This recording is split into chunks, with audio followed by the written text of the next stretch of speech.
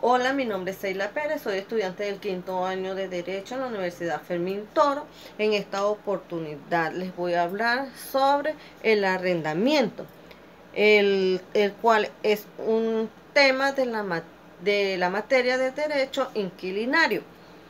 Comenzamos con el concepto de contrato. Nuestro Código Civil establece en su artículo 1133 el concepto de contrato, el cual reza que el contrato es un convenio entre dos o más personas para constituir, reglar, modificar o extinguir un vínculo jurídico, mientras que en el artículo 1579 de nuestro Código Civil establece que el contrato de arrendamiento es cuando una de las partes se compromete a hacer gozar de un bien mueble o inmueble a cambio de un pago, mientras que la ley para la regularización y control del arrendamiento de vivienda en su artículo 50 establece que el contrato de arrendamiento es aquel mediante el cual un arrendador da para su uso y goce de un bien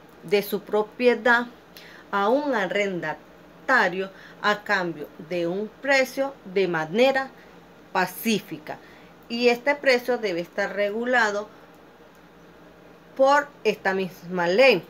En este caso podemos decir que el contrato de arrendamiento es aquel que se da cuando tenemos una casa, damos una casa en alquiler o un local comercial, con la diferencia que los arrendamientos del local comercial se van a regir mediante la ley para la regularización del arrendamiento de uso comercial.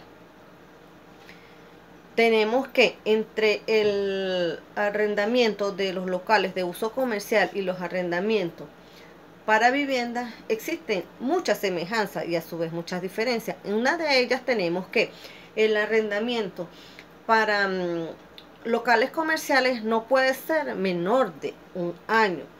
¿Por qué?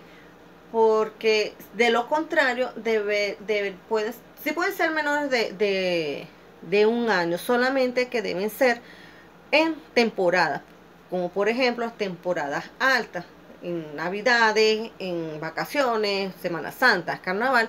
En esas temporadas pueden dar en alquiler los locales comerciales por temporada. Otra parte vamos a continuar con los elementos de validez de los contratos. Entre estos tenemos el consentimiento. El consentimiento, si el consentimiento de las partes. Las partes deben estar consensuales, estar de acuerdo con el contrato. Si alguna de las dos partes no está de acuerdo con el contrato, este no tiene validez. El objeto. El objeto del contrato. El objeto del contrato en este caso serían los bienes muebles o inmuebles que se van a dar para el arrendamiento.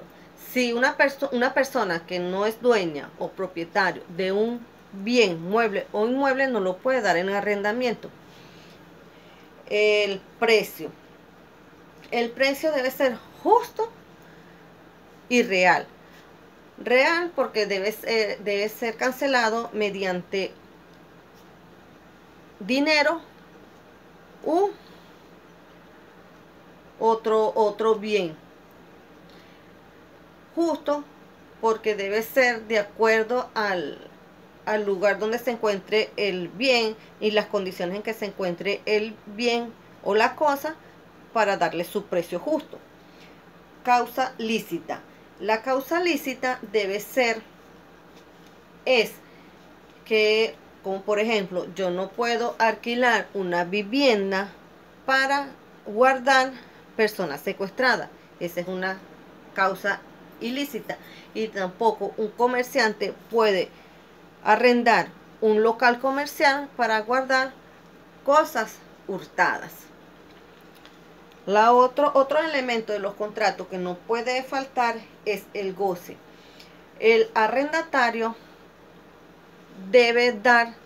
tiene el deber de dar en uso y goce este bien, mueble o inmueble, al arrendador. y el arrendador tiene el derecho de usar y gozar este bien. Si no existe esto, no hay contrato.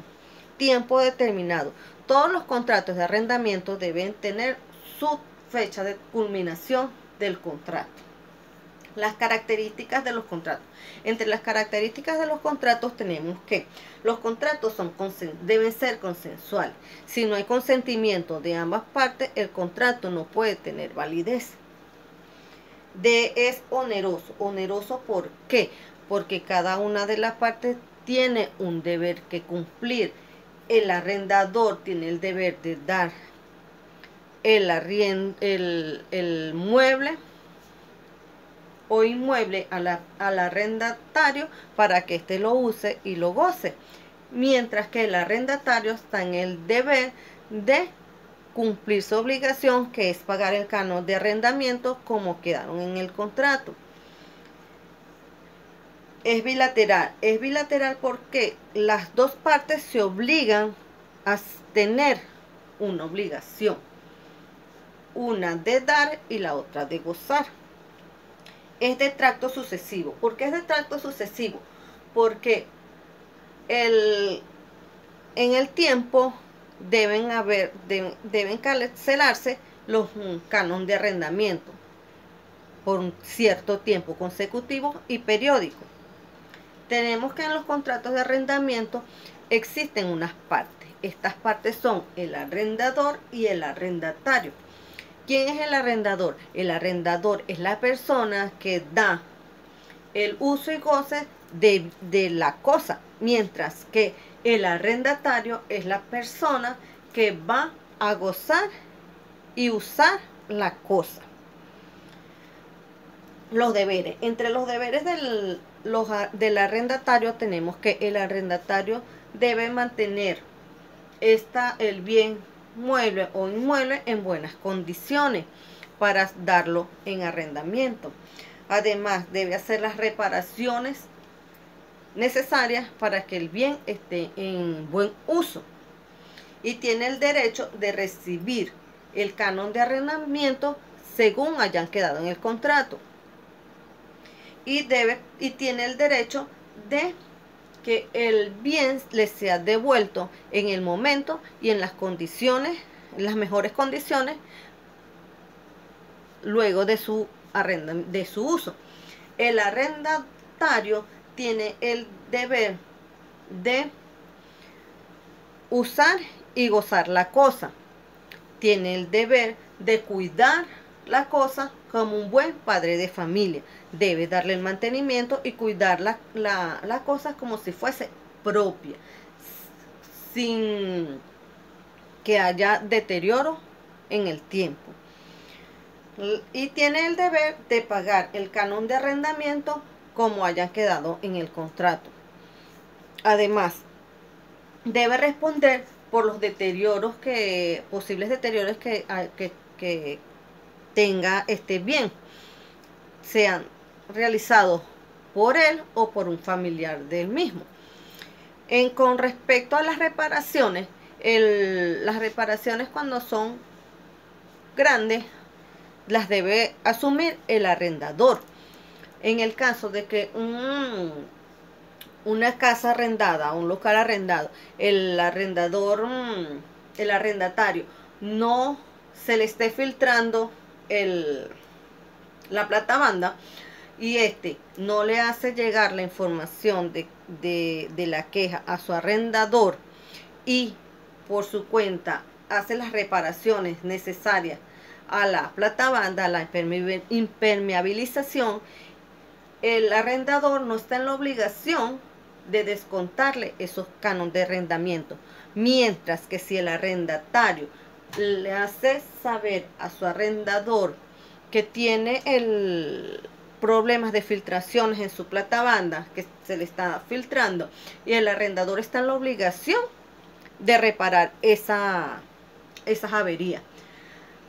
De lo contrario, si el arrendador no tiene los recursos necesarios para hacer eso y el arrendatario lo quiere realizar y le informa al arrendador que él necesita reparar, que él va a realizar esos pagos y se ponen de acuerdo, y el arrendador puede descontarle ese gasto que realizó el arrendatario en la reparación de las filtraciones de sus canos de arrendamiento.